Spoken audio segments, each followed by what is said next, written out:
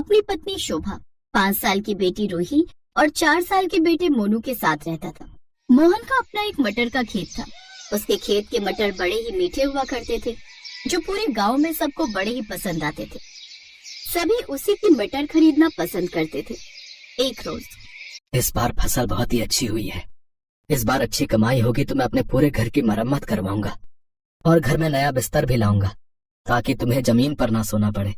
भगवान करे आपका काम यूं ही चलता रहे और आप खूब तरक्की करें और हम अपने बच्चों का प्राइवेट स्कूल में दाखिला करवा सके। सच कहा तुमने।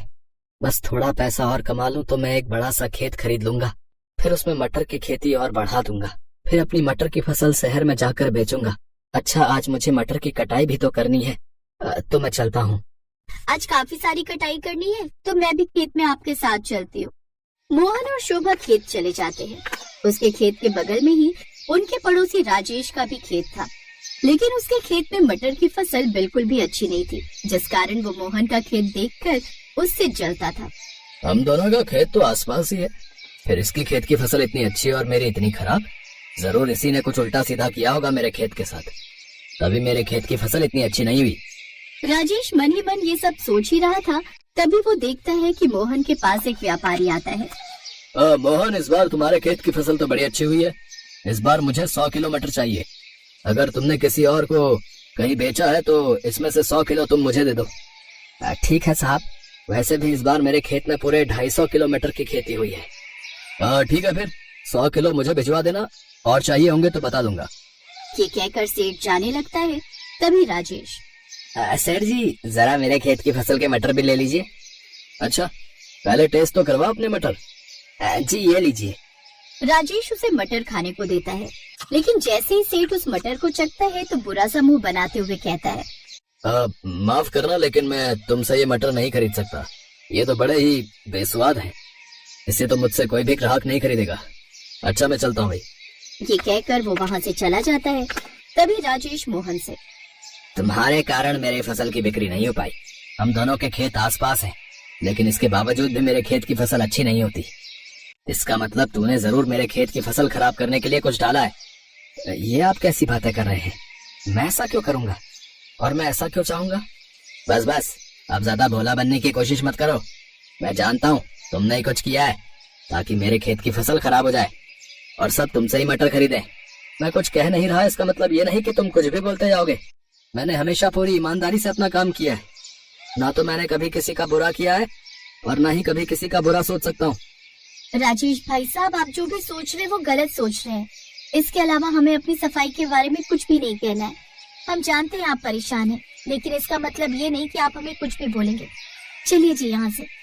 ये कहकर वो वहाँ से चले जाते हैं। राजेश की बात सुनकर उन दोनों को बहुत बुरा लगता है। 3 दिन बाद मोहन सेठ जी को 100 किलो मटर बेच देता है, जिसके उसको अच्छे पैसे मिल जाते हैं। अभी भी उसके खेत के लगभग 150 किलो मटर बच जाते हैं। जब सेठ जी के खरीदे हुए मटर ग्राहकों ने खरीदे तो वो मटर ग्राहकों को बड़े पसंद आए, तो बाकी ठेकेदारों ने भी मोहन की बची हुई मटर खरीदने का ऑर्डर दे दिया। हे भगवान, तेरा लाख लाख शुक्र है। पता है शोभा, हमारे सारे मटर बिक गए। हमारी बची हुई मटर बिकने के भी ऑर्डर आ गए। अब मैं सोच रहा हूँ कि बाकी की मटर बिकने के बाद मेरे पास जब सारे पैसे आएंगे तो उनमें से मैं कुछ पैसे राजेश भाई साहब को दे दूंगा, ताकि वो फिर से अपनी फसल उगा सके। इस बार उन्हें फसल में नुकसान हुआ है तो उनके काम आ जाएंगे। लेकिन वो तो आपको ही अपनी फसल खराब होने का जिम्मेदार मानते हैं और आप उन्हीं की मदद करना चाहते हैं। उन्होंने आपको कितना बुरा भला कहा, उसके बाद भी आप उनकी मदद करना चाहते हैं। काश वो आपके मन के भावों को समझ पाते। भले ही वो मेरे बारे में कुछ भी सोचे शोभा, लेकिन है तो वो हमारे पड़ोसी ही, तो हमें तो उनकी मदद करनी ही चाहिए। जहाँ मोहन राजेश के बारे में इतना सोच रहा था, वहीं राजेश के मन में तो उसके खिलाफ गुस्सा पनप रहा था। उस मोहन को बड़ा घमंड है ना खुद पर। अब मैं उसका घमंड चूर चूर कर दूंगा, उसकी सारी फसल खराब कर दूंगा। गांव में सबके सोने के बाद आधी रात को राजेश मोहन के उस गोदाम में जाता है और वहाँ आग लगा देता है। अब आएगा मजा। अगली सुबह जब मोहन गोदाम में जाता है तो देखता है कि गोदाम में रखी उसकी सारी फसल जल चुकी होती है। हे भगवान, ये क्या हो गया? मेरी समझ में तो कुछ नहीं आ रहा। मेरी फसल, मैं बर्बाद हो गया। मेरी साल भर की मेहनत, मेरी पूंजी सब खराब हो गई। अब मैं क्या करूं? कुछ देर बाद मोहन अपने घर लौट आता है और अपनी पत्नी को सारी बात बताता है। उसकी पत्नी उसे समझा बुझाकर किसी तरह शांत करती है। आप हिम्मत मत हारिए जी, सब कुछ ठीक हो जाएगा, हम फिर से मेहनत करेंगे। हाँ बाबा, आप परेशान मत हो, भगवान जी है ना, वो सब ठीक कर देंगे। मेरी बच्ची। अगले दिन मोहन फिर से अपने खेत पर मटर के बीज बोने जाता है तो देखता है कि उसका खेत हरे भरे मटर की फसल से लहलहा रहा है। ये देख वो हैरान हो जाता है। उसे तो अपनी आंखों पर यकीन ही नहीं होता। ये कैसे हो सकता है? मेरे खेत में मटर की हरी भरी फसल कैसे उग गई? कहीं मैं कोई सपना तो नहीं देख रहा ना? नहीं, ये कोई सपना नहीं है मोहन, ये हकीकत है। जरा यहाँ देख मोहन, मैं हूँ जादुई मटर।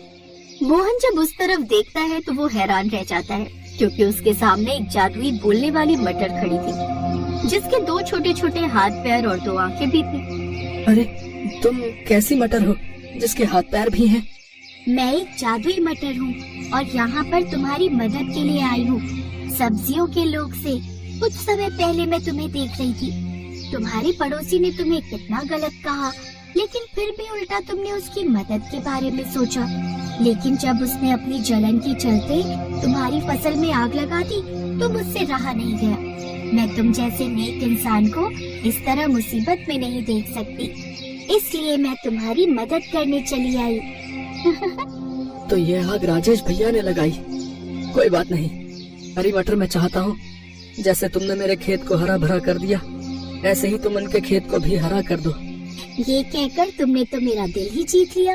अगर तुम ऐसा ही चाहते हो तो ठीक है, मैं तुम्हारे कहने पर उसके खेत में भी हरे भरे मटर की जादुई फसल की पैदावार कर देती हूँ। पीछे खड़ा राजेश ये सब सुन रहा था और उसे अपनी करनी पर बड़ा पछतावा था। वो मोहन के पैरों में गिड़गिड़ाकर उससे माफी मांगता है। मुझे माफ कर दे मेरे दोस्त, मैंने तेरे साथ कितना गलत किया, लेकिन फिर भी तू बहुत ही नेक दिल इंसान है रे। मोहन ने उसे माफ कर दिया और उसे गले से लगा लिया। अब उस दिन के बाद से कभी मोहन की जादुई मटर की फसल खत्म नहीं हुई और उसके मटर पहले से भी ज्यादा टेस्टी हो गए, जिससे उसकी बिक्री अब कई गुना बढ़ गई और कुछ ही समय में वो बहुत अमीर हो गया। अब उसने बड़ा सा घर बना लिया, साथ ही अपने बच्चों को प्राइवेट स्कूल में पढ़ने डाल दिया।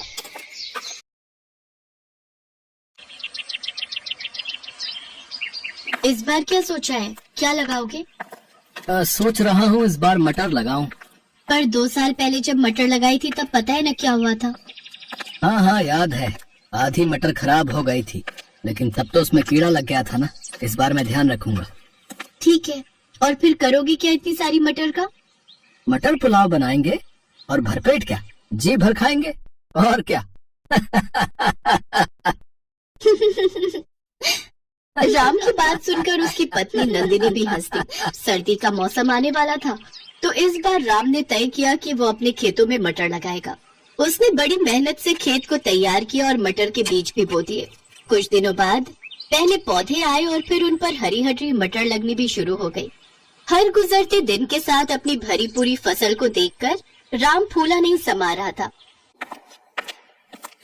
नंदिनी, ओ नंदिनी, चलो जरा, तुम्हें कुछ दिखाना है। पर अभी बहुत काम है। अरे ये काम तो होते रहेंगे, तुम चलो मेरे साथ। इतना कहकर राम ने नंदिनी का हाथ पकड़ा और उसे लेकर सीधा अपने खेत पहुंचा। खेत देखकर नंदिनी के चेहरे पर भी मुस्कान आ गई। पूरा खेत हरी भरी मटरों से भरा हुआ था। ऊपर वाले की कृपा से बहुत बढ़िया फसल हुई है इस बार। तुम देखना नंदिनी, इस बार खूब अच्छे पैसे मिलेंगे इन मटरों के। मैंने सोच लिया है, पैसे आते ही सबसे पहले घर की छत सुधरवाऊंगा। और कोई खर्चा है क्या? हाँ है ना, एक बढ़िया सी साड़ी भी दिला देना मुझे। हाँ हाँ ले लेना, एक नहीं तुम 2 साड़ियाँ ले लेना इस बार तो। अब खुश? हाँ जी, बहुत खुश। मटर की बढ़िया फसल देखकर दोनों पति पत्नी सपने संजोने लगे। दूसरी तरफ पूरे गांव में भी ये खबर फैल चुकी थी कि इस बार राम की फसल बहुत बढ़िया हुई है। और फिर एक दिन राम के घर के बाहर एक चमचमाती कार आकर रुकी और कार से उतरा इलाके का विधायक राम अवतार सिंह। अरे विधायक जी, आप राम राम। राम राम भाई, कैसे हो? ऊपर वाले की कृपा है विधायक जी। कृपा तो वाकई बहुत हुई है तुम पर। मैंने सुना है इस बार तुम्हारी मटर की फसल बहुत अच्छी हुई है। हाँ विधायक जी, सब भगवान की दया है। तो क्या सोचा है, किसे बेचोगे अपनी मटर? अभी तो कुछ ऐसा सोचा नहीं है विधायक जी, जहाँ सही दाम मिल जाएगा वहीं दे दूंगा।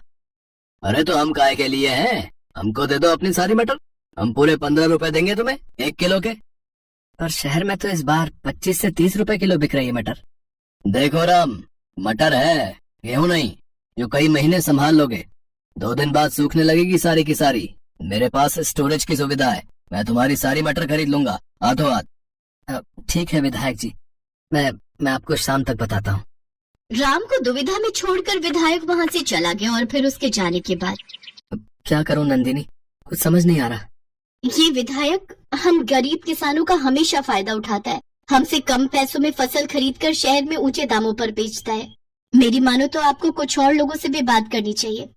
इतना आसान नहीं है नंदिनी, रामावतार की मर्जी के बगैर कोई व्यापारी मेरी मटर नहीं लेगा, उससे कोई बैर नहीं लेना चाहता। और मुझे डर इस बात का है कि अगर सारी मटर यहीं सड़ गई तो 1 पैसा नहीं मिलेगा। अच्छा, तो फिर क्या कर सकते हैं? विधायक जी की नजर हमारी फसल पर है, तो बेचनी तो उसे ही पड़ेगी। अच्छा सुनो, अब खाने में क्या बनाया है? गर्मा गर्म मटर पुलाव है जी। अरे वाह, तो जल्दी से ले आओ फिर, बड़ी भूख लगी है। पिछली बार राम ने अपने खेत में धान बोए थे और उस बार भी उसकी फसल अच्छी हुई थी, तो घर में चावलों की कमी नहीं थी। और जब इस बार मटर आई तो नंदिनी ने सबसे पहले मटर पुलाव बनाकर ही राम को खिलाया, क्योंकि मटर पुलाव राम को बेहद पसंद भी था। जब राम और नंदिनी खाना खा रहे थे तभी उन्हें बाहर से शोर सुनाई दिया। लोगों के चीखने चिल्लाने की आवाजें आ रही थी। दोनों ने फौरन बाहर निकलकर देखा तो पूरा गांव जल रहा था। आग बहुत बढ़ चुकी थी, लगभग सारे घर जल रहे थे। बस एक राम का घर सुरक्षित था, क्योंकि वो उसके खेत के किनारे ही था और बाकी के घरों से दूर था। राम खाना छोड़कर फौरन लोगों की मदद के लिए दौड़ा। काफी देर बाद आग तो बुझा ली गई, लेकिन गांव के सारे घर जलकर राख हो चुके थे। सारा सामान, सारा राशन, सब कुछ राख बन चुका था। हिम्मत रखिए आप सब, हम सब मिलकर कुछ ना कुछ जरूर कर लेंगे। एक काम करते हैं, विधायक जी के पास चलते हैं, उनसे मदद मांगते हैं। हाँ, ठीक कह रहे हो, चलो चलते हैं। पूरा गांव रामावतार विधायक के पास पहुंचा। गांव के लोगों ने विधायक से अपनी परेशानी बताई तो विधायक ने उन सबको धुतकार दिया। चलो, अब क्या बस यही काम रह गया है?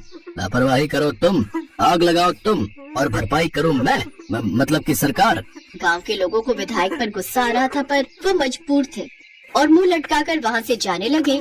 तभी विधायक ने राम को आवाज लगाई। अरे राम, यहाँ आओ, इनका चक्कर छोड़ो। तुम्हारी फसल तो ठीक है ना? हाँ जी, मेरी फसल तो बिल्कुल सुरक्षित है। हाँ तो एक काम करो, 16 रुपए ले लेना भाई, लेकिन अब जल्दी सौदा पक्का करो और सारी मटर यहाँ पहुँचाओ, समझे? विधायक जी माफ करो, लेकिन मैं आपसे कोई सौदा नहीं करना चाहता। अच्छा, तो क्या करेगा मटर का? है किसी और को मैं तुझे बेचने नहीं दूंगा। मैं चाहे तालाब में डाल दूं, पर आपको नहीं दूंगा अपनी मटर। रामावतार ने मजबूर गांव वालों की मदद नहीं की। इस बात से राम बहुत नाराज था। उसने विधायक से सौदा करने से साफ इनकार कर दिया। फिर घर लौटते हुए उसने गांव के कई बच्चों को भूख से रोते बिलखते देखा और फिर, नंदिनी, घर में कितना चावल है?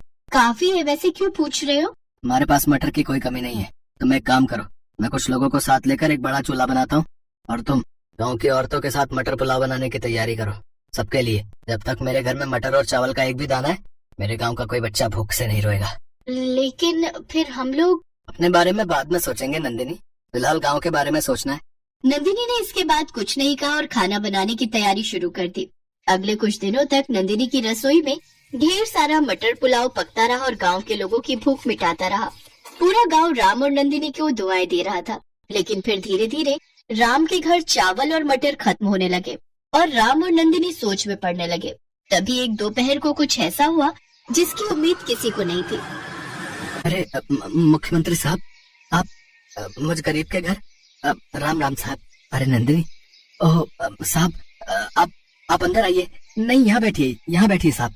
अरे बस करो भाई, तुम पहले ही बहुत कुछ कर चुके हो। यहाँ जो कुछ हुआ उसके बारे में मुझे सब पता चल चुका है, लेकिन अब किसी को परेशान होने की जरूरत नहीं है। मैंने आदेश दे दिए, कलेक्टर साहब सारी व्यवस्था कर देंगे। बहुत बहुत शुक्रिया साहब, अब तो कुछ नहीं चाहिए। हमें चाहिए तुम्हारे जैसे उम्मीदवार जो सच्चे दिल से जनता की सेवा करें। यहाँ के विधायक की सारी पोल पट्टी खुल चुकी है और इस बार के चुनाव में तुम्हें इस इलाके से टिकट देना चाहता हूँ, ताकि यहाँ सही मायने में विकास हो सके। सीएम साहब की बात सुनते ही गांव के लोग सीएम साहब और राम की जय के नारे लगाने लगे। सीएम भी समझ चुके थे कि अब राम को विधायक बनने से कोई नहीं रोक सकता, क्योंकि जनता राम के साथ थी। राम ने भी हाँ कर दी। और फिर सीएम साहब के जाने के बाद, सुनिए ना, जब आप विधायक बन जाएंगे तब तो मेरे लिए साड़ी ला देंगे ना? हाँ हाँ, इस बार पक्का।